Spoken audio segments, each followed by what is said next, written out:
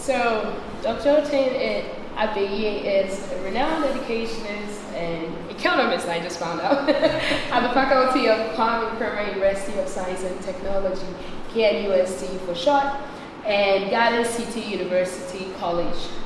He's been a sponsor of past meeting events when we were prototyping this idea. The idea is simple. If constraints were removed from the pathway of programmers, will they travel to teach others and share their knowledge? And will they build them up through mentorship? And I think we are finding out the answer is yes.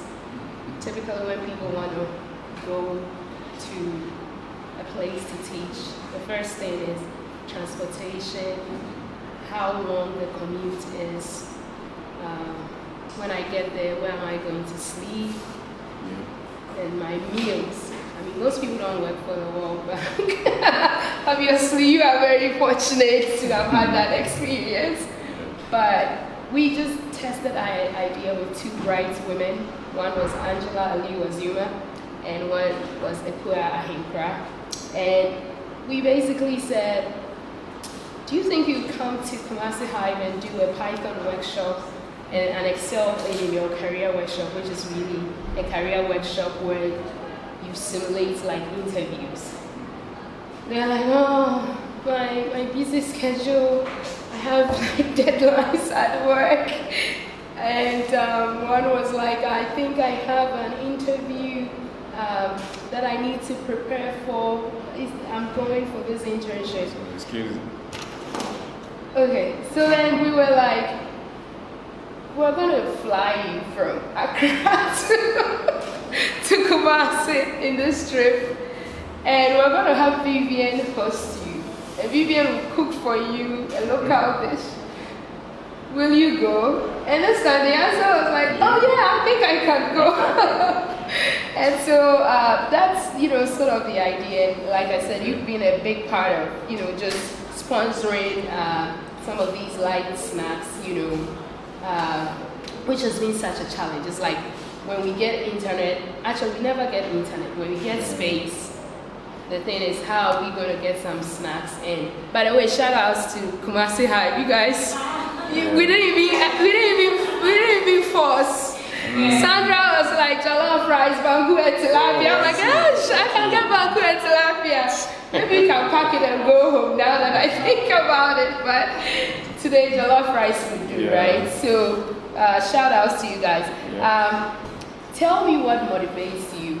Is it your experiences that makes you want to, always support up and coming bright young people who want to learn computer and mathematical programming? Okay. I think I don't have to go too far back, but then in my secondary school I had very big challenge with things in maths in the beginning, and I had to... Which particular one? The algebra or calculus? I wasn't doing well. My grade coming is down there compared to all other courses. So I was doing well in general science, but when it comes to maths, and I wanted to be a science student. So you can imagine if you don't do well that time, we do O-level, A-level, if you don't do well in maths, then there's obviously no way you're going to do science.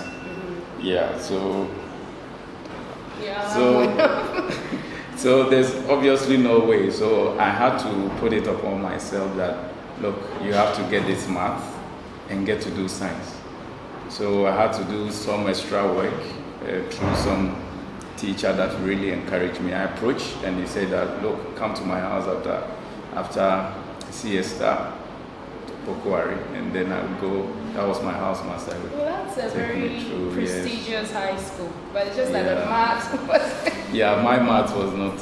So fortunately, I got those tutorials and made it for science, and apparently the maths became good throughout. Now I'm a teacher in maths in the university actually. Oh wow. Yeah, I teach mathematical economics. So if you're there and you're struggling with maths, don't give up, really. And if Finisa wants to inspire you, we'll connect you with Dr. Rote. Exactly. Okay. Then A-level 2, we started. I was doing this math-based courses with economics. And then they introduced computers. These computers were from, I think, Canada or US. All students brought them. But they were just simulating computers. We used them to learn maths, draw things, and so forth. You can't print out anything. The first time we're seeing computers, and we're supposed to use them to also learn how to type. So we're no more. So these computers have come, and we're learning them. So I asked myself, why not at all just go back and learn computing so you can do computer science? But it was too late. I had admission to the university. We've gone through. We're learning computers in the university with no computers. When I had learned computing even at the high school with computers,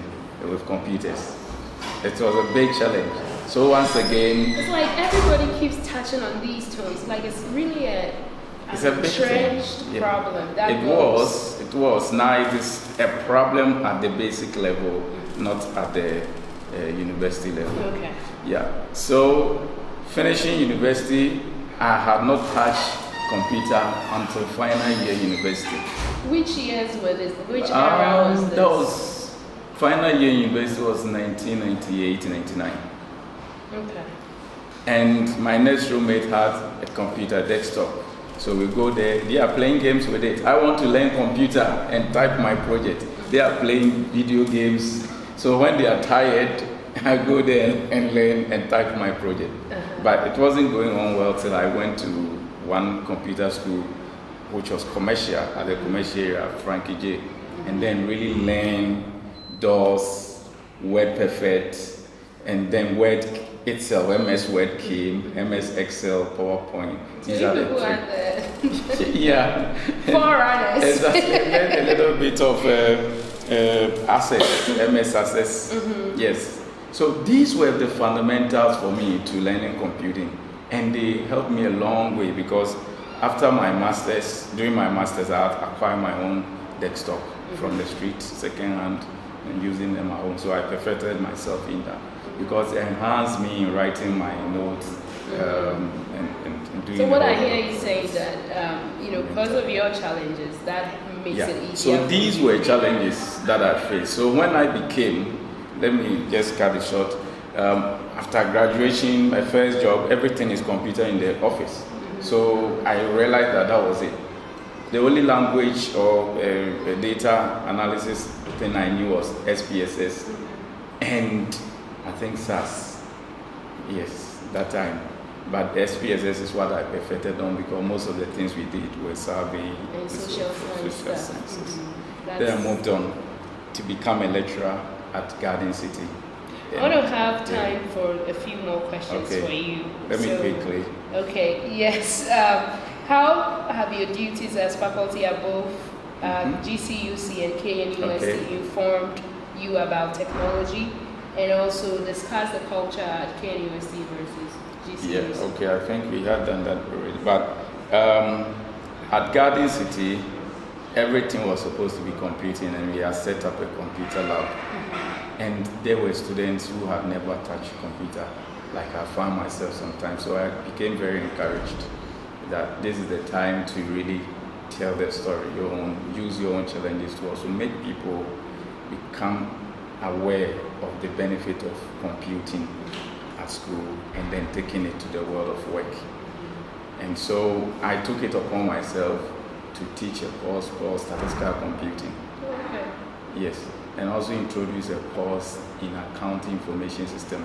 But that one, all that they did was to learn an accounting software that instead of you doing manual calculation. ACL? That was control language. There was another name. Okay. I've forgotten. Okay. Yeah, so and I was the head of the business school, so I brought computing into all aspects. Okay. Business planning, you have to use computer, you don't write. You go behind the computer, it asks you questions, and then it produces the plan for you. So that is what I did. Those who have typical challenges of now going to the basics to learn, we provided them the opportunity that, well, there were what we call the access program, where you could go and there were people who were ready, including even your friend as well, who were teaching people introduction to computers. You learn, then you come and apply it in class. At KUST, big challenge. You have a large class. Garden City, very small class, you have absolute control. So student ratios at KNU is higher? It's high, it's seriously high, out of bounds. I may not, if let's say KUST... 1 to 100, 1 to 200, 1 to 300. My class, a class I had today, yesterday morning, it's me and 285 students. Wow. At a go, you don't get to separate them. At Garden City this morning, my lecture was 1 to 28 students. Powerful. Exactly. So you can see the control you have in both classes. Mm-hmm. Right.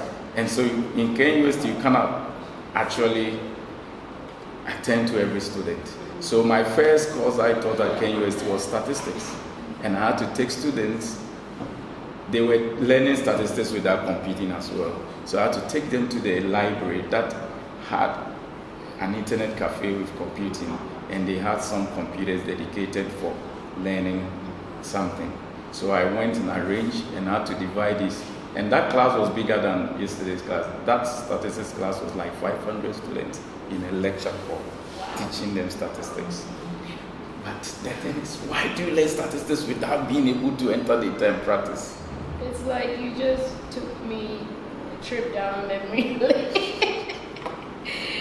Because then it ends up being very manual and theoretical, because you can't do it project-based because of the size of the classes. So I got a book that had a software CD at the back, went to the library, let them install on all the machines, that was SPSS, and then divided classes into about, I think it was about 20, yes.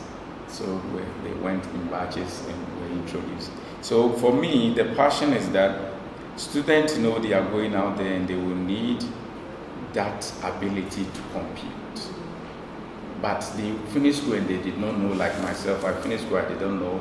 I had to go commercial and learn it myself. And it really helped me in my first job and all the time now. So that pushes me that anytime a student comes to a class that I think there's a computing aspect, why not introduce them? Even if all of them will not get it sharply, just by introducing them, they are okay. My last semester, when I introduced my student to R, initially there were challenges because R is seriously program typing. You don't have to click. I introduced them to the student and said, if you learn the R Studio, that is the end of your programming skills. Any software that comes with the click, there are pros and cons. Yes. I know that. But immediately you get used to that, you realize that you feel very lazy to think. Mm-hmm. Mind you, I have to tell my student that writing a program helps you to be creative. And also, initially, it is time wasting, but when you get a skill, it is the one that actually saves you time. Exactly. You said that very well. Exactly. So that is my whole of my philosophy in teaching a student why you have to program, type the code, everything, edit the line and make sure that everything is okay, and click your run. I remember that running guy. Well, it's running guy in sound, so I don't know if it's a running guy. So thank you so much for taking time to be here. If there's just 2 sentences that you can say to inspire a young person, what would that be? I would say that time is never lost if you don't know it now. Time is never lost if you don't know it. You have time to know. There's time to know. Mm-hmm. And secondly, that concerning coding, they should never get afraid. It's not for the computer scientists, it's for everybody. And what was your PhD in? My PhD is economics. I did something in productivity analysis. And your master's, did you do a master's before? Yeah, I did.